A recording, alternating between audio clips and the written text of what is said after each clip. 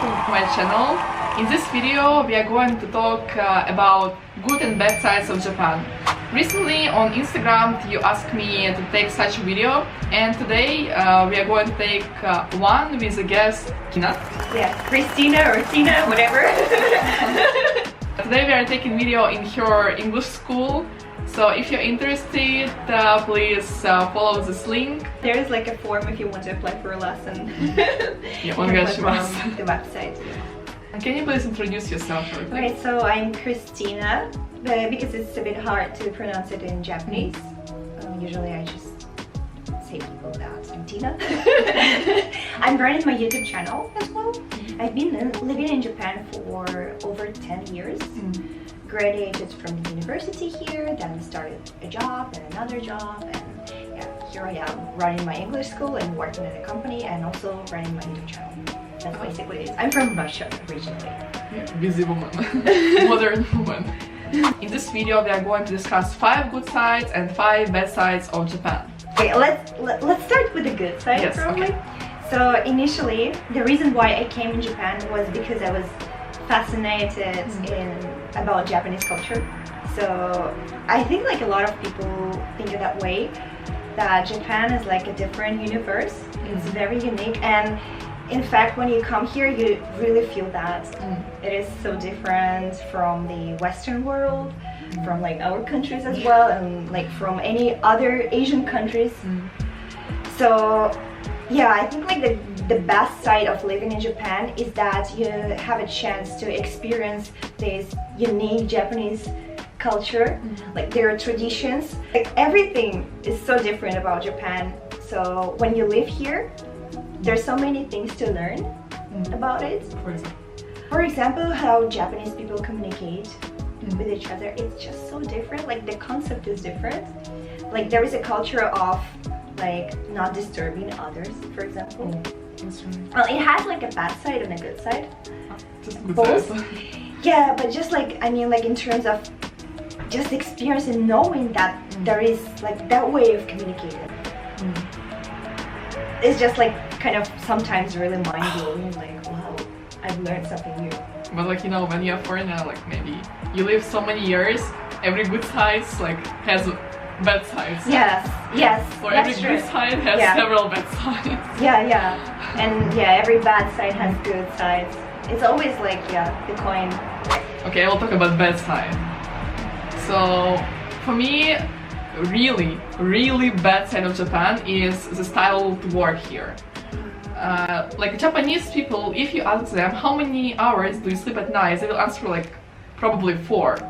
But actually, I see all those people sleeping during lunchtime, and I know how unproductive Japanese people are. So they are just basically stare at their laptop for the half of the time, or sleeping in front of the laptop. That's basically unproductive because they don't have enough sleep and they don't rest enough, but already go to the work.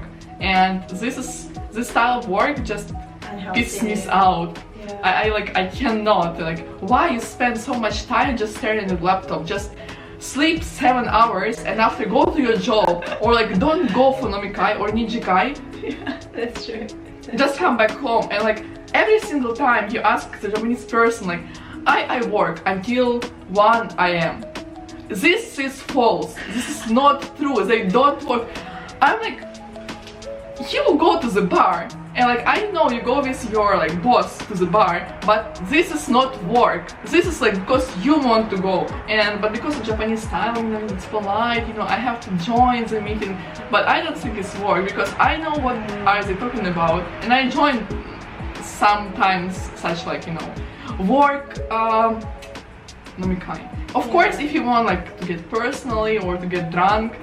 But this also has good sides because most of the people, if you are alone and if you're single, you will definitely come back home, just stare at the TV. But at least you can go to drink, you know, for free, with your for your boss money.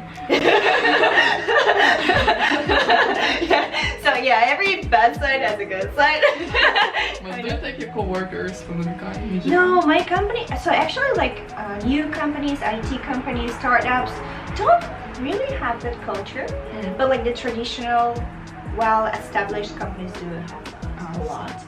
And also, like, if you want to, you know, succeed in your career, it's probably better to go to those kind of parties because that's where the networking is happening. But at the same time, I also feel like there is too much of it, kind of. Not everywhere though. Like my company has like 0 movie guys. No. Yeah. So yeah, it does depend, but I do agree with that. And also, just talking like about being kind of unproductive during the work hours. Some people do like sleep during lunchtime, but still the work has to be done, right? So if someone is sleeping, it means that someone else is doing double work for that person because the work has to be done, and that's not like a very nice system because you cannot fire people in Japan, which is good and at the same time bad. Because some people are really like working hard and others are just sleeping. So, Okay, next good side is food. Maybe food is amazing here. It's really amazing. Even if you go supermarket, even if you go convenience store, you still can eat really good. So, and Japanese people are very responsible for the food rules. If you can eat salmon for 1 day, you can eat salmon for 1 day in Japan, not change stickers and eat for 2 days like that. And because Japan is very competitive in case of restaurants, like everyone can open a restaurant here. That's why everyone try to be tasty, everyone try to be beautiful, and all the restaurants change seasons. So change the seasonal food, change the concept, make dishes better, even if it's like minus for the restaurant in case of earning money. But food is completely good. You can find all cuisines here. You can find Japanese, of course Japanese. You can find Italian, French, Russian, Brazilian, Mexican, like everything. And also it's very affordable. Everyone can afford to go for the lunch. Everyone.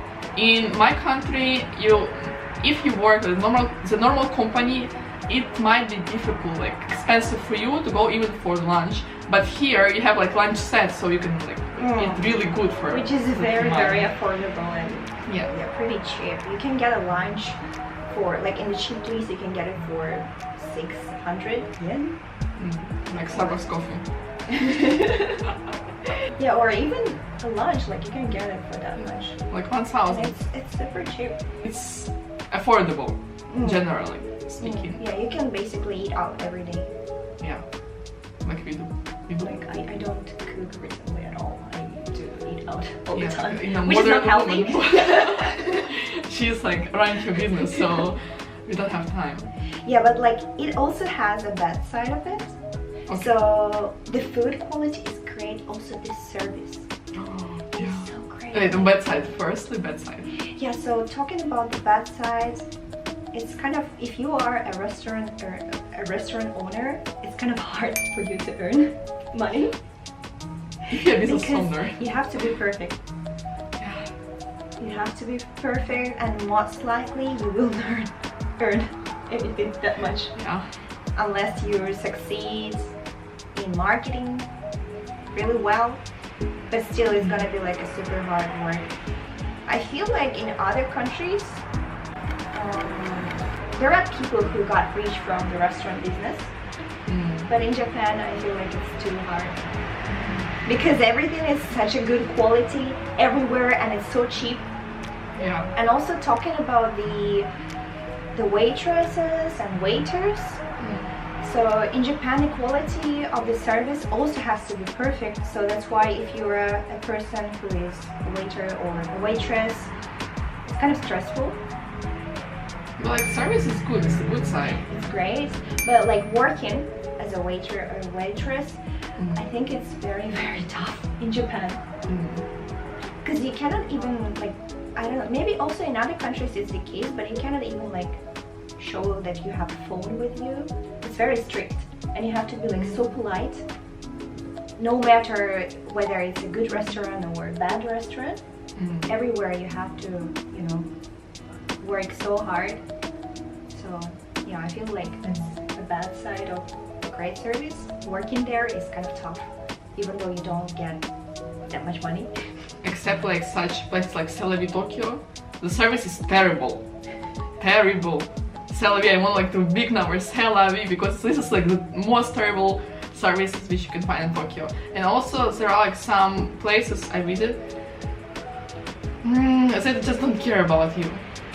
Like it's bad side, like plus to bad side, because some places they don't like foreigners. And they're like, oh, you're foreigners, so we can like be like tomodachi. Kaiwa, like, you know? Ah, sumimasen, like that. I'm like, I know Keigo better than you. Like that.